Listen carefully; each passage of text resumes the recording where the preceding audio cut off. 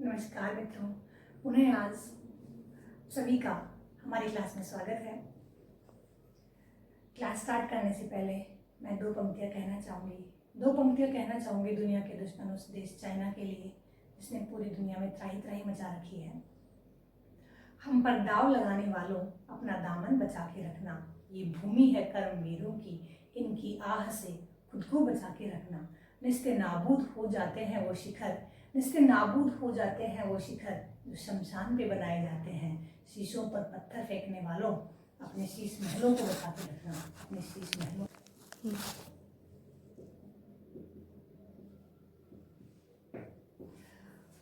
आज की क्लास में हम पढ़ने जा रहे हैं जॉन रॉल्स का न्याय सिद्धांत। जॉन रॉल्स अमेरिका के हार्वर्ड विश्वविद्यालय के दर्शन शास्त्र के प्रोफेसर थे, अमेरिकी राजनीति वैज्ञानिक थे और उनकी विचारधारा में लोक कल्याण की उत्कंठा थी। उसी लोक कल्याण की उत्कंठा को लेकर उदारवादी लोकतांत्रिक परिकल्पना की बात करते हुए उन्होंने व्यक्ति के लिए न्याय की मांग की। लोक का जो सामाजिक समझौता था उससे भी वो काफ़ी प्रभावित थे। लोक के व्यक्ति के संबंधी विचार थे, उनसे भी वो काफ़ी प्रभावित थे। इस प्रकार से जॉन रॉल्स ने जो अपनी न्याय की थ्योरी दी है वह वर्तमान में बहुत ही प्रासंगिक है और वर्तमान प्रचलित उदारवादी लोकतांत्रिक व्यवस्थाओं के लिए अपनाने के लिए बहुत ही उपयोगी है। और बहुत से देशों ने जॉन रॉल्स की इस न्याय संबंधी धारणा को अपनाने का प्रयास किया है। आज उसी के बारे में पढ़ते हैं। बहुत सरल तरीके से और बहुत ही साधारण तरीके से इसको बताया जाएगा। एक एक चीज़ को बहुत बारीकी से बताया जाएगा, तो अपने ध्यान लगाए रखना और ध्यान से सुनना। जॉन रॉल्स से पूर्व जो न्याय के सिद्धांत प्रचलित थे, जॉन रॉल्स ने उनका पुरजोर विरोध किया है। जॉन रॉल्स ने इन परंपरागत न्याय संबंधी नीतियों को भी गलत ठहराया है और जॉन रॉल्स ने यह भी गलत माना है कि उपयोगितावादियों के द्वारा अधिकतम व्यक्तियों का अधिकतम सुख की जो परिकल्पना की है वह बिल्कुल ही अतार्किक है और समाज में किसी प्रकार से न्याय नहीं पहुंचाती। जॉन रॉल्स प्रचलित परंपराओं के माध्यम से सामाजिक नीतियों के द्वारा या राजनीतिक नीतियों के द्वारा व्यक्ति को न्याय पहुंचाने की जो सामाजिक संस्थाओं के पैरोकार करते हैं उनको भी वह तर्कसंगत नहीं ठहराते। इस प्रकार से जॉन रॉल्स ने अपनी न्याय संबंधी विचारधारा प्रस्तुत की है, अपने आप में अनुपम धारणा है जो सामाजिक न्याय की परिकल्पना की है। जॉन रॉल्स ने अपने न्याय संबंधी विचार ए थ्योरी ऑफ जस्टिस जो नामक पुस्तक लिखी 1971 में, उसमें प्रस्तुत किए हैं। उसको हम अभी पढ़ते हैं। जॉन रॉल्स ने राज्य के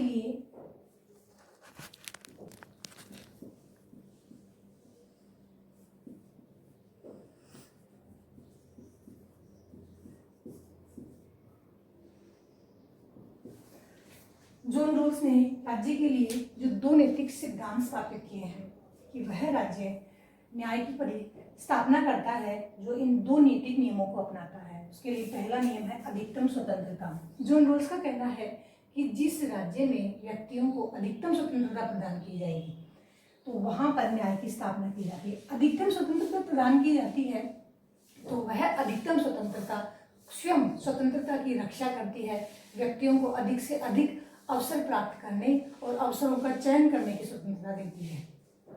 दूसरा है राज्य और व्यक्ति के द्वारा ऐसी सामाजिक आर्थिक स्थितियां उत्पन्न की जाए जो सर्व कल्याणकारी हो, अर्थात संपूर्ण समाज का विकास करने के लिए उनका कल्याण करने के लिए यह हो।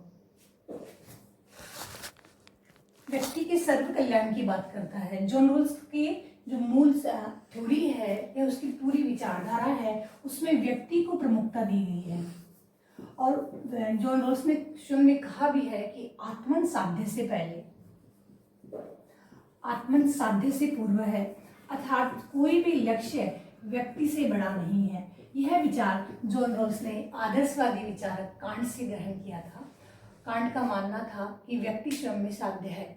इसी प्रकार से जॉन रॉल्स ने यह माना है कि कोई भी शासन व्यवस्था हो, अगर उस शासन व्यवस्था के द्वारा व्यक्ति का कल्याण नहीं हो रहा है, व्यक्ति तक न्याय नहीं पहुंच रहा है, तो वह शासन व्यवस्था निरर्थक है या यूं कहें कि अन्यायपूर्ण है। इस प्रकार से जॉन रॉल्स के जो दोनों नैतिक सिद्धांत है, अधिकतम स्वतंत्रता का सिद्धांत और दूसरा है व्यक्ति और राज्य के द्वारा व्यक्तियों को ऐसी शासन व्यवस्था प्रदान की जाए जो सर्व कल्याणकारी हो। जॉन रॉल्स ने अपने न्याय सिद्धांत को स्पष्ट करने के लिए एक बहुत ही महत्वपूर्ण सिद्धांत दिया है, अज्ञानता का पर्दा, वेल्स ऑफ इग्नोरेंस। उसी को पढ़ते हैं।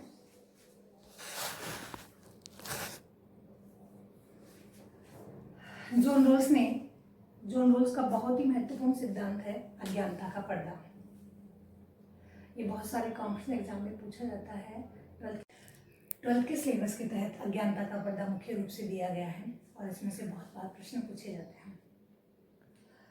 अज्ञानता का पर्दा सिद्धांत जॉन रॉल्स ने दिया, उसके लिए उसका मुख्य उद्देश्य यह है कि सबकी प्रगति अर्थात समाज का सर्व विकास हो सके और सभी व्यक्तियों तक न्याय की पहुंच हो सके। जॉन रॉल्स का मानना था कि व्यक्ति जब समाज की व्यवस्था में आकर या राजनीतिक पदों पर आसीन होकर या सामाजिक संस्थाओं पर कब्जा करके जब नियम बनाते हैं, नीतियां बनाते हैं, तो उनका पक्षपात पूर्ण होने का भय रहता है। ऐसी स्थिति में उस पक्षपात से बचने के लिए अज्ञानता का पर्दा नामक सिद्धांत दिया। जॉन रॉल्स का मानना है कि अज्ञानता के पर्दे के सिद्धांत व्यक्ति अपनी मूल स्थिति में आ जाते हैं, ठीक वैसे ही जैसे समझौतावादी विचारकों की प्राकृतिक अवस्था थी।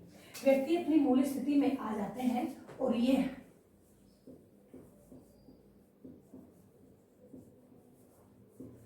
स्थिति ठीक वैसे ही रहती है प्राकृतिक अवस्था जैसी, जिसे व्यक्ति को किसी प्रकार का कोई भान नहीं होता, व्यक्ति को अपनी स्थिति का भान नहीं होता और व्यक्ति को नहीं अपनी आगामी आने वाली या भावी स्थिति का या भावी जो भूमिका है उसका कोई भान नहीं होता। यह व्यक्ति नैतिक है, तार्किक है, अहमवादी है, लेकिन स्वार्थी नहीं है।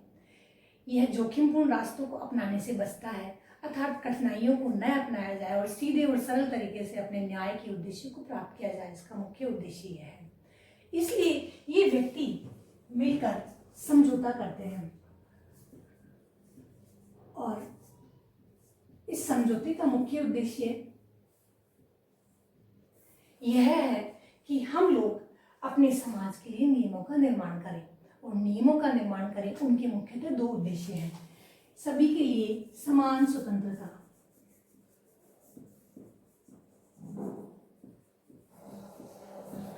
जब समाज में सभी लोगों को समान स्वतंत्रता मिलेगी तो वे अपने व्यक्तित्व का विकास करने में सफल होंगे और सभी को अपनी योग्यता अनुसार कार्य करने का और अपनी योग्यता अनुसार कुछ चयन करने की आजादी होगी। दूसरा उनका मोटो है अवसरों की समानता। इस प्रकार से जॉन रॉल्स ने यह माना है कि यहाँ जो व्यक्ति नियम बनाते हैं या ये अपने जो मूल स्थिति में आकर भावी जीवन के लिए नियम बनाते हैं, उनके लिए मुख्य उद्देश्य यह होता है कि जीवन की मूलभूत आवश्यकताओं को और शक्तियों को प्राप्त किया जा सके। इस प्रकार से यहाँ पर व्यक्तियों के द्वारा जो समझौता किया जाता है वो निस्वार्थ भाव से किया जाता है, लेकिन अपने अहमवादी व्यक्तित्व के कारण अपने अहम की तुष्टि के लिए यह समझौता किया जाता है। कहने का तात्पर्य है कि यह व्यक्ति की गरिमा को रॉल्स ने बहुत ही महत्वपूर्ण स्थान दिया है। समझौते में जो भी नियम बनाए जाते हैं वो न्याय और व्यक्ति की गरिमा को ध्यान में रखकर बनाए जाते हैं, ताकि व्यक्ति अपने भावी जीवन के लिए जो भी पद, योग्यताएं और उनकी आवश्यकताएं हैं उनकी पूर्ति कर सके। इस प्रकार से जॉन रॉल्स ने यह अज्ञानता का पर्दे का सिद्धांत दिया। जॉन रॉल्स का यह जो सिद्धांत है वह संवैधानिक लोकतांत्रिक व्यवस्थाओं के लिए उपयुक्त है।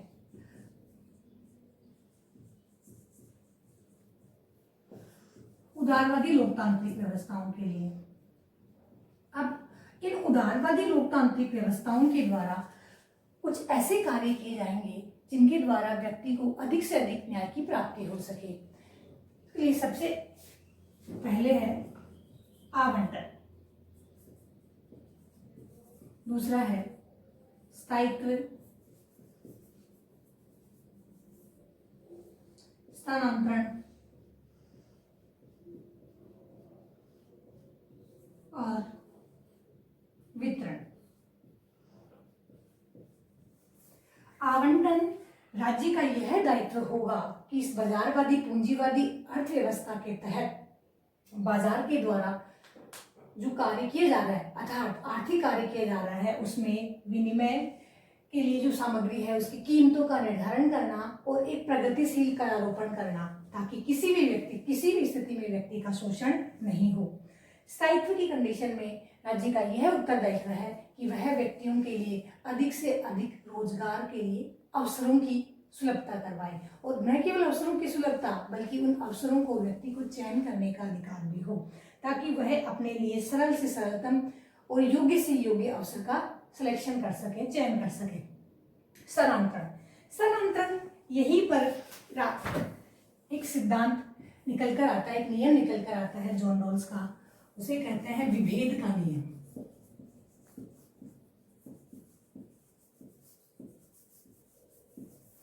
जॉन रॉल्स कहता है कि समाज में ऐसी स्थिति होती है कि एक व्यक्ति के पास में अगर कुछ प्रतिभा के कारण अधिक अर्जन कर लेता है तो वहां पर अधिकतम से निम्नतम के पास में निम्नतम को अधिकतम होने के लिए कुछ स्थानांतरित किया जाए, अर्थात उसे कुछ दिया जाए, और उसे देने के लिए वह यानी समाज राज्य के द्वारा ऐसे प्रयास किए जाएं ताकि इस हीनतम का, इस निम्नतम का या इस सुविधाहीन व्यक्ति का विकास हो सके। इसी को समझाने के लिए जॉन रॉल्स ने एक सिद्धांत दिया है, उसे कहते हैं क्षतिपूर्ति का सिद्धांत।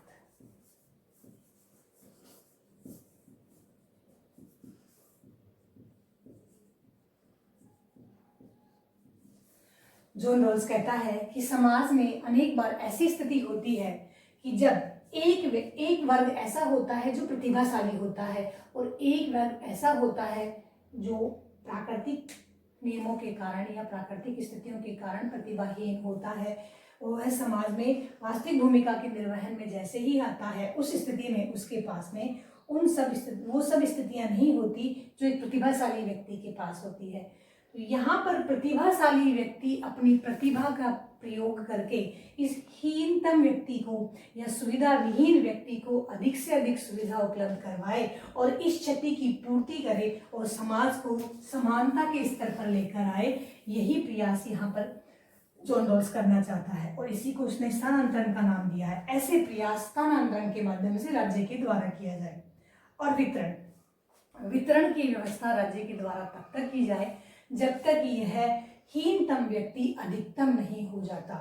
कुल मिलाकर देखा जाए तो जॉन रॉल्स के जो न्याय सिद्धांत है उसमें दो ही बातें निकल कर आ रही है। पहला है स्वतंत्रता, और स्वतंत्रता असीम स्वतंत्रता, और समानता इस प्रकार से कि हीनतम को अधिक से अधिक देना, अर्थात अधिकतम के बराबर लाने का प्रयास किया जाना। इस प्रकार से जॉन रॉल्स का यह है अज्ञानता का पर्दा सिद्धांत। जॉन रॉल्स का अज्ञानता का पर्दा सिद्धांत ज़्यादातर सिलेबस में 12th क्लास के सिलेबस में यही आ रहा है, लेकिन बहुत सारे कॉम्पिटिशन एग्जाम है इसमें जॉन रॉल्स से संबंधित ये जुड़े हुए जो सिद्धांत हैं उनके बारे में चर्चा की जाती है। हम उनको थोड़ा थोड़ा यहाँ पर समझते हुए चलते हैं। जॉन रॉल्स के सिद्धांत को शुद्ध प्रक्रियात्मक सिद्धांत भी कहा जाता है। शुद्ध प्रक्रियात्मक सिद्धांत इसलिए कहा जाता है कि जॉन रॉल्स ने प्रक्रिया पर बहुत अधिक जोर दिया है। इनका मानना है कि न्याय की प्रक्रिया के लिए दो प्रकार के तत्व महत्वपूर्ण होते हैं। पहला तत्व है प्राकृतिक तत्व।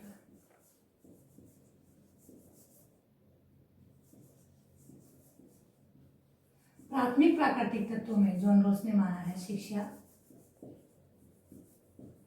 और स्वास्थ्य। दूसरा है प्राथमिक सामाजिक तत्व है।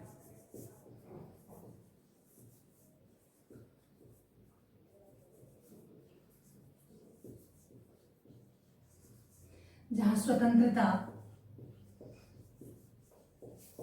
व्यक्ति की गरिमा और उसकी संपत्ति का संरक्षण।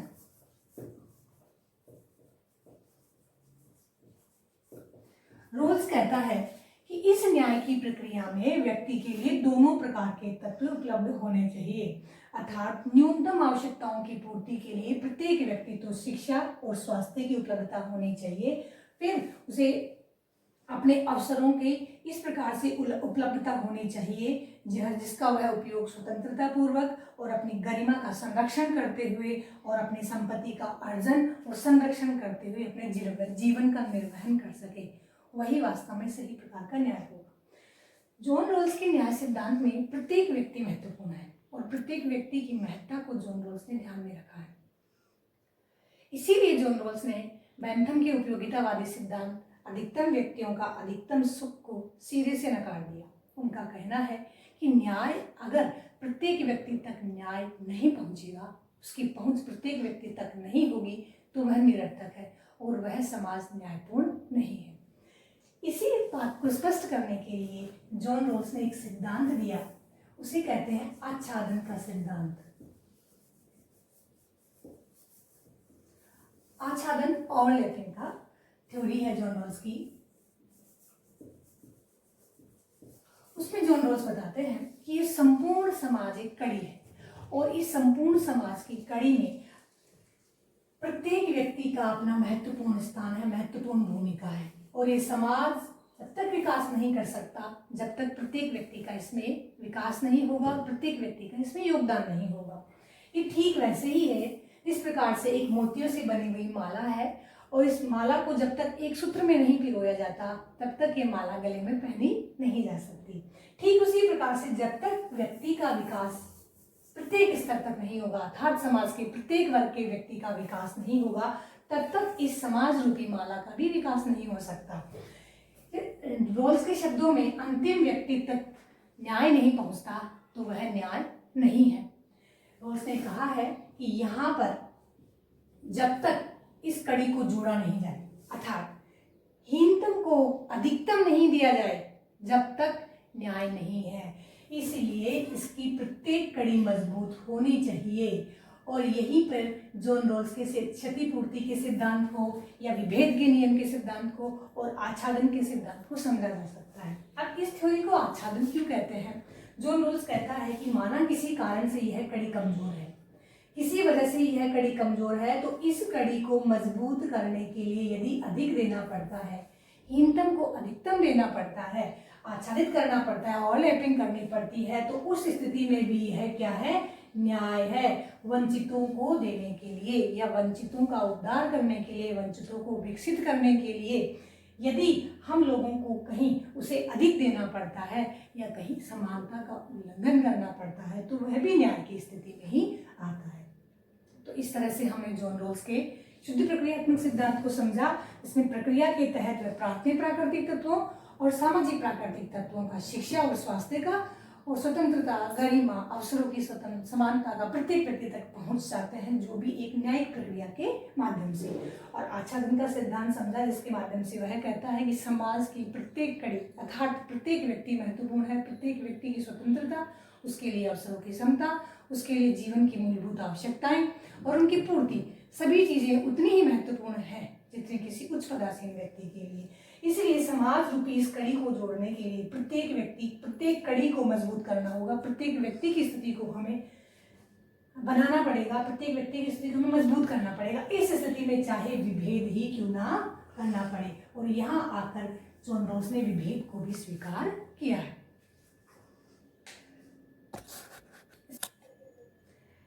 इस प्रकार से जॉन रॉल्स ने जो न्याय सिद्धांत दिया है उसको सारते हम देख सकते हैं कि यह प्राथमिकी के आधार पर दिया गया है, अर्थात इसमें पहले क्रमबद्धता दी गई है। पहले व्यक्ति को स्वतंत्रता प्रदान की जाए और स्वतंत्रता के बाद व्यक्तियों को अवसर की समानता, प्रत्येक व्यक्ति को अपने अवसर की समानता के साथ उसका चयन करने का, अवसर की चयन करने का अधिकार भी होना चाहिए। और तीसरा जो इसके क्रम में आता है वह है हीनतम का कल्याण और हीनतम को अधिकतम देना। इस प्रकार से प्राथमिक सिद्धांत के अनुसार वह इन तीनों बातों को प्रेषित करता है। इस प्रकार से जॉन रॉल्स का जो न्याय सिद्धांत देखा जाए तो वह व्यक्ति की गरिमा को, व्यक्ति के व्यक्तित्व के विकास के लिए समानता को और अवसरों की समानता के साथ साथ वह उसे असीम स्वतंत्रता देना चाहता है। जॉन रॉल्स का न्याय सिद्धांत वर्तमान संवैधानिक लोकतांत्रिक व्यवस्थाओं के द्वारा किसी न किसी रूप में अपनाया भी जा रहा है और यह बहुत ही प्रासंगिक और समीचीन है। पर फिर भी चाहे कोई भी सिद्धांत हो, कोई भी नीति हो या कोई भी अवधारणा हो, उसकी आलोचना अवश्य होती है। जॉन रॉल्स के सिद्धांत की भी आलोचना अलग अलग विचारकों के द्वारा अलग अलग मतों से की गई है। मार्क्सवादियों का मानना है कि प्रत्येक व्यक्ति का एक वर्ग होता है और उस वर्ग के हित होते हैं और हितों के अनुरूप उसकी समाज में भूमिका और समाज में उसके हितों का संरक्षण भी अलग अलग हो जाता है। और जॉन रॉल्स ने जिस प्रकार से समेकित अध्ययन किया है न्याय की अवधारणा का, वो समीचीन नहीं है। इस प्रकार से उन्होंने इसको गलत ठहराया है। उसी प्रकार से नव उदारवादी हेयक ने आत्मस्वामित्व का सिद्धांत कहकर जॉन रॉल्स के सिद्धांत को उसकी भर्त्सना की है। समुदायवादियों का मानना है कि इस प्रकार से सभी व्यक्तियों के एक हितों के लिए एक परिभाषा करना वह भी अतार्किक है। फिर भी इन सब आलोचनाओं के बाद भी जॉन रॉल्स का न्याय सिद्धांत है वो अति महत्वपूर्ण है और बहुत ही प्रासंगिक है। अगली क्लास में फिर हम नए टॉपिक के साथ मिलेंगे। तब तक के लिए जय हिंद, जय भारत।